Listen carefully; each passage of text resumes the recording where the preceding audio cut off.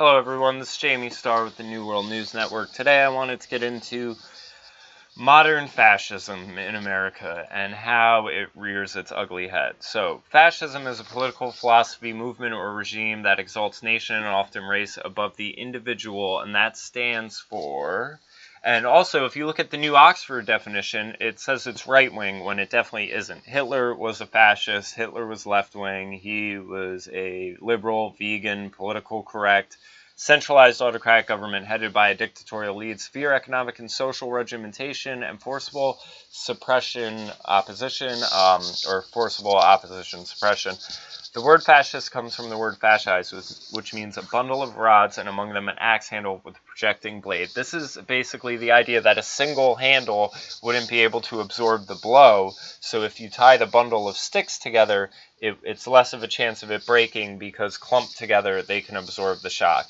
This is a collectivist notion. I'm vehemently opposed to any sort of collectivism. I think it's stupid and moronic to refer to white people as white people. Italians and Germans or Italians and British have worlds of differences between their culture. Same with Nigerians or Jamaicans or Haitians. Black people are not easily lumped together under black people.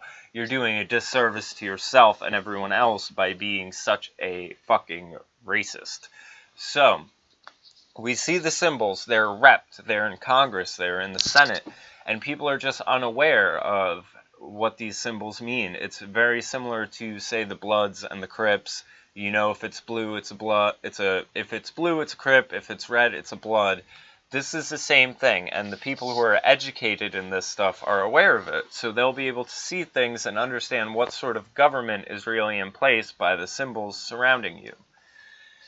So with that, I wanted to get into this list I found of 12 warning signs of fascism, and I think we can all see that all of these are in place. This is very similar to Naomi Wolf's 10 steps to shut down an open society, which I recommend everyone get into or look into it. It involved the Bush regime, but basically it was about the sort of overt implementation of fascism. So first, you have exuberant nationalism. Now, nationalism, I will say, is a double-edged sword. Because with nationalism, you have culture. And culture can be something that ties people together. Americans used to be tied together under a culture of individualism and freedom.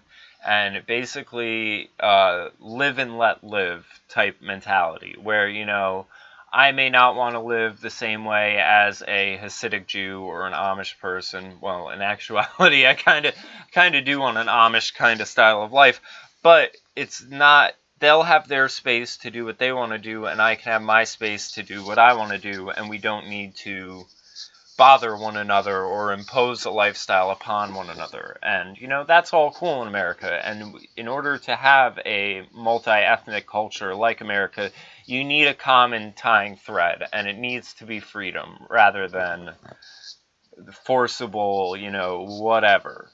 But nationalism you see in terms of the Pledge of Allegiance, the Star-Spangled Banner, sung at all the sports games, etc., etc.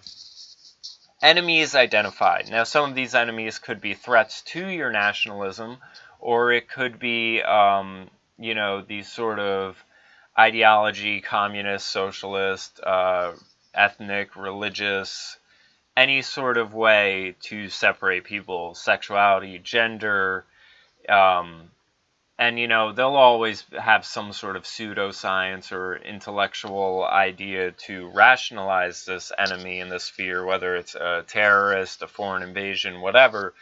But the problem is, you know, whenever someone puts these belief sets before their basic humanity, you're doing a disservice to yourself and everyone else. You should always recognize everyone else as human, the same species, and not have these sort of divides where it's like, okay, that's a man, but it's a gay black man, you know, like you're just making all these sort of, like, putting them in this box, and then with that comes expectations where you expect them to act a certain way. You know, you see it all the time where if they identify someone as a black man, That's fine. The moment you're a black man and a conservative, well, then you're a coon, an Uncle Tom, a race traitor, whatever. It's all nonsensical, and again, it does a disservice to you and everyone else. Rights disappear.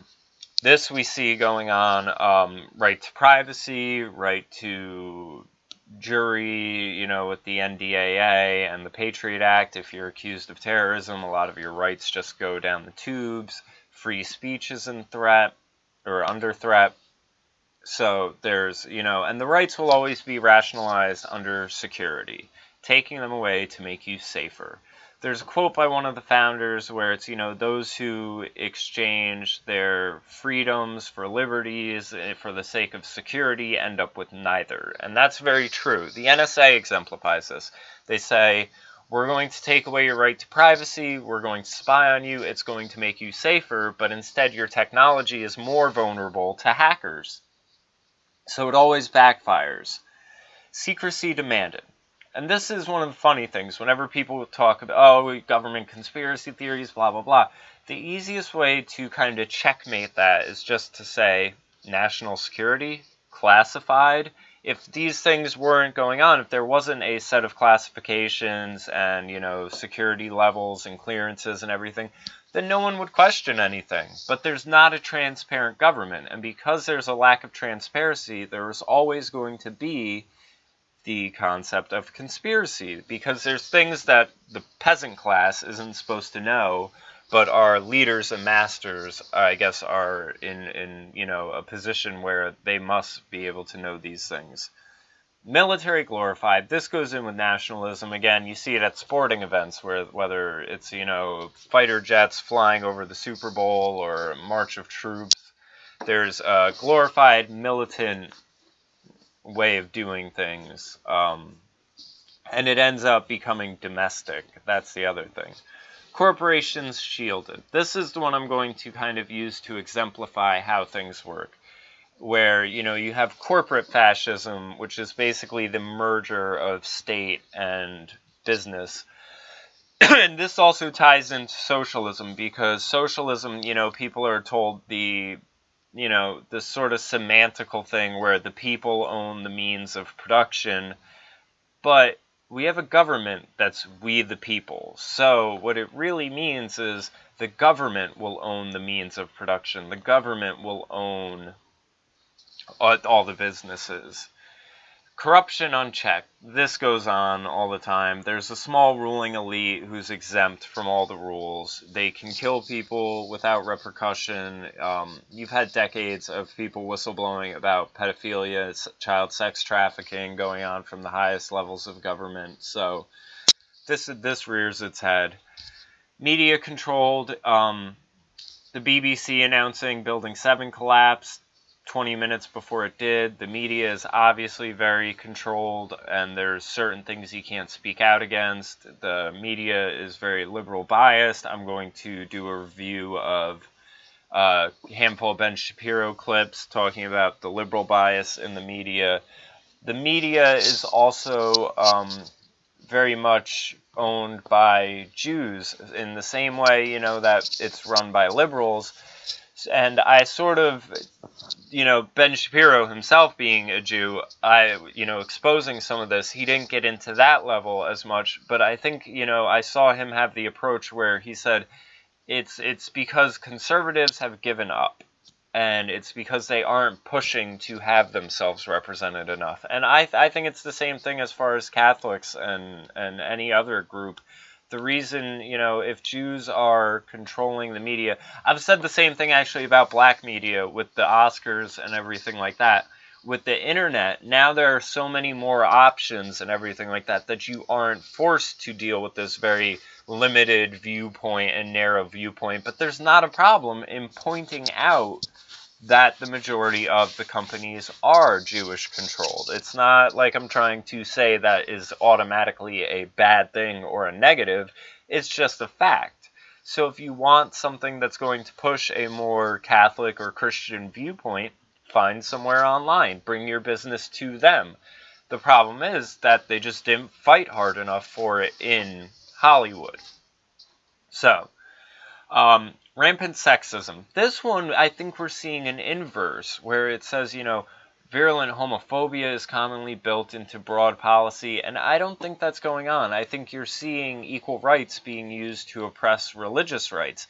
Even in Nazi Germany, where it was fascist, most of the SS were actually homosexuals. It was just the sort of butch German leather-clad bear-type homosexuals oppressing the more emasculated, feminine, hey type ones. So this is a little iffy. You also have feminists rising up to a position of power and oppressing other people. So I think there's an inverse as to what they're thinking is the typical here. Intellectual bullying. This is what I hate the most. And this is why I do my videos the way I do. I try not to, be real. There's the stat. This proves this. This statistic is the pinpoint perfection representation of a microcosm of all society. Fuck that shit. If you can't explain it simply and you can't get through to someone on a common sense level, then chances are there's a bit of propaganda woven in there. Intellectual bullying is the reason why I constantly poke at the Young Turks videos, because that's all they do. It's all the left does. And I see it all the time with people even online when they're talking about white privilege. Oh, these people aren't educated enough to understand their privilege. And these people have no idea that this education, it's critical theory, it's Marxism, it's old white man theories. And it's so ironic to me that these people think they are fighting the man and fighting white power and the, evil they of the world. And they're just projecting these old white man theories onto everyone and seeing the world through this old white man theory goggles, basically. And think that that's, the means in which to go about bullying everyone. Oh, well, you're a bad person because I was taught this in a university. It just bothers me so much. Nothing pisses me off more than that. People who think that they are so enlightened and so educated that they can just stick their nose up in the air and say, oh, well, you lesser intelligent people, you just wouldn't know any better. This is one of the things I love about Dick Gregory and, his advice for black people, and when he talks about black leaders, where he says, where are you getting led to? What do you need? You're not a dog. Like, you don't need to be on a leash. No one needs to lead you around. You know what you need to do. Get these leaders out of here because they're bringing people in directions that they shouldn't ever bother going. So, next is militarized police. This we've seen. We saw it in the Boston bombing where they shut down the whole area. We saw it in Ferguson where they got to unveil their tanks that the federal government gave them.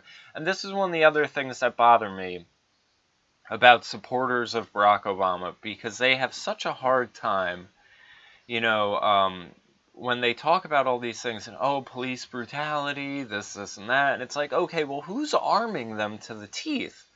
The federal government. So how is Barack Obama a champion of black people and everything like that, if, playing devil's advocate, if police killing black people is such a big issue, when he's the one giving them the means to do so? He's the one giving them the tanks to intimidate. He's the head of the federal government. The war on drugs could end tomorrow if he just signed an executive order like he does all the time, and it could stop. All of those black people could be let out of jail for minor weed misdemeanors and everything like that. Ron Paul was going to do it. This bothers me so much that people think Bernie Sanders is a champion of black people for being this sort of welfare king, when Ron Paul said his first thing if he got into office was going to be to end the war on drugs and to let all of those people out of prison. The disproportionate amount of black people in prison for minor drug offenses would have ended with Ron Paul. But you know what? He was told he was just some old crazy white grandpa and he couldn't get elected. And they're not saying the same about Bernie Sanders, and Bernie Sanders is that. Bernie Sanders is basically the friendly old grandpa that everyone likes, but everyone secretly wants him to die so they can get the inheritance. They don't care about him half as much as they care about the free stuff. And it's free stuff we can't afford. It's just so unrealistic. Ugh. Anyway, Election stolen. This also goes on. You saw it go on with, you know, whether it was George Bush in Florida, Barack Obama. There was also instances of people set up outside polling places, kind of bullying old ladies, telling them that if they were going in and they were going to vote for Hillary, they weren't going in. So it happens. There's also concerns this time around with Microsoft controlling the machines and them rigging it through a programming hacking method, sort of like, you know, I guess Man of the Year. That was the Robin Williams movie, which was a good movie. I think it probably shows a little bit of truth as to how, you know, these things could go on, except it sort of shows it as being like a mishap or a glitch, when I think it would be, or maybe it was planned. I haven't seen it in a while, but definitely a good movie. And, so we have, you know, election fraud going on. They also try to steal elections just by, you know, people have a very naive understanding of humans and our ability to create the realities around us. And if you continually say things, you know, it's the idea of the sort of vampiric nature of the government, where they have to tell you what they're going to do before they do it. They have to be invited into your house before they can bite your neck and drink your blood. So you'll see them come out, Donald Trump can't win. Donald Trump can't win. Ron Paul can't win. And they'll just declare these things to the point where it's in your head, and then it's made into reality. And I worry that the same thing is going on with the whole race thing. This is a racist country. This is a racist country. This is a racist country. And they're pushing it and cramming it down everyone's throats, even though it's not the reality they interact with. And they're going to bring it to fruition, because humans have this power to create what we envision, consciousness, everything like that. It's one of the reasons why I think atheists are so lost in the world, because you look at, you know, myself, for example, I'm a songwriter, a musician. I come up with a melody in my head, a song idea. Through interfacing with the computers now, I can bring that song to fruition, burn it onto CD, and give it to someone. It's a creator power and ability that only we have, and we've done it all through history, whether it's the iPhone, the wheel, you know, whatever. We've created so much that I don't see how you could not see it as a, you know, for us to be this, there obviously must have been some higher intelligence that created us. It's the way society functions. It's not like the idea of things being just mishaps and mold off of rocks spurring into life. It's so silly. And now you even have science at the point where they're bringing up ideas like panspermia and transpermia and the simulation theory. And the transpermia stuff, you know, it's like the premise of the movie Prometheus. It's so silly, because it's like, all right, you're creating a whole other planet with an alien race and this whole fucking sci-fi story just to try to tell us what the Bible already did. Come on. So, back to fascism. Fascism rears its ugly head through situations like this. This is Arnold Abbott, a 90-year-old World War II veteran. You might remember him from last month when he was arrested for feeding the homeless in Florida.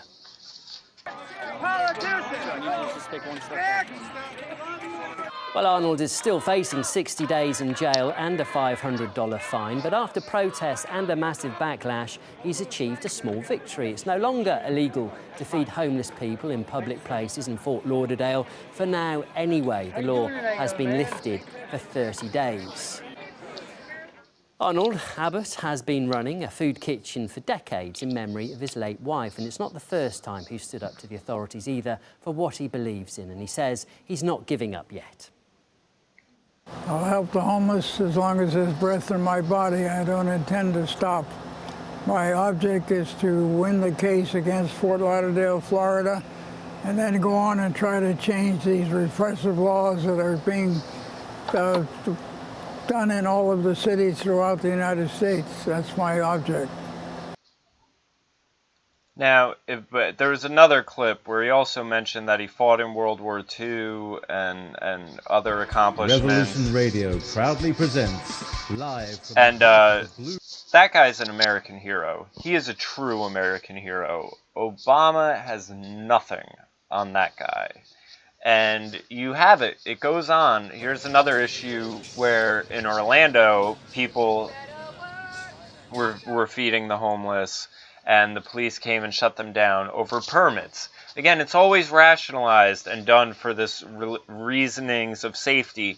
Oh, well, you need a permit, the health inspector, the this, and that, to the point where trying to feed the hungry amongst, people from the kindness of their hearts is illegal. It cannot be allowed. And this is what socialism will look like in America. It looks like this. It's not going to be small communities of people, everyone coming together hand in hand, singing Kumbaya and sharing with one another. It's the government at gunpoint delegating your rations and shutting down anything outside of that. That's how it's going to happen. This, as much as it may seem socialist, because it's people sharing and everything like that, it's far more of a capitalist instance. There is a demand for food, a bunch of homeless people, and the free market, the free people, took it upon themselves to set up and feed people. Maybe they were using it as a donation, maybe they were, writing it off, who knows? But it's not the world that people like Bernie Sanders are pushing for. They're going to have things like this made illegal. Now, the way it ties in to fascism is you have to understand the proposed solution. And the thing is the government doesn't want people feeding one another because they've already decided that that's their job. And they fail horribly at it, obviously, because this was needed. But they've appointed themselves the ones that are supposed to take care of education, housing, food, etc., etc. So if you're homeless and hungry, you're supposed to go to the Department of Social Security. You're supposed to go and get an EBT card, which can only be used in certain grocery stores to buy certain products. And all of those products are owned by these 10 companies that lobby the government to create these laws, and you can't buy outside of them. And that's how it functions, where the government says, all right, we're here to solve this problem.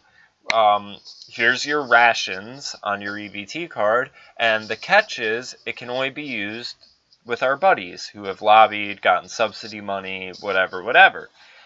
That's how it works in modern America, and that's the welfare trap. People, people have again, Sanders supporters, liberal Democrats have a hard time seeing this, that you can't be opposed to the 1% and also be for welfare, because the welfare is what's funneling the money to the 1% and these super multinational corporations. So I encourage everyone to look into this stuff on your own. Again, America is definitely a national socialist country. We're very nationalist, we're very socialist, and I think it's about time people are starting to wake up to it. And by helping to identify the symbols and the characteristics that come with it, hopefully we can start to undo it and get back to a free republic with individualism as opposed to collectivism. And the thing is the route of individualism will be better for everyone, rather than dealing with people as collectives and trying to, make assumptions and assume that if you're all one color, you share the same life experience. Again, that's such a nonsensical idea and so far from reality. I mean, when people talk about equality, just ask them, who's equal to you? Who's had the same life and the same experiences as you? And they'll tend to look at you for a second and say, well, no one, I'm me. And it's okay, so then why do you think everyone else is any different? So I just figured I would show these few things, illustrate that. I hope everyone enjoyed.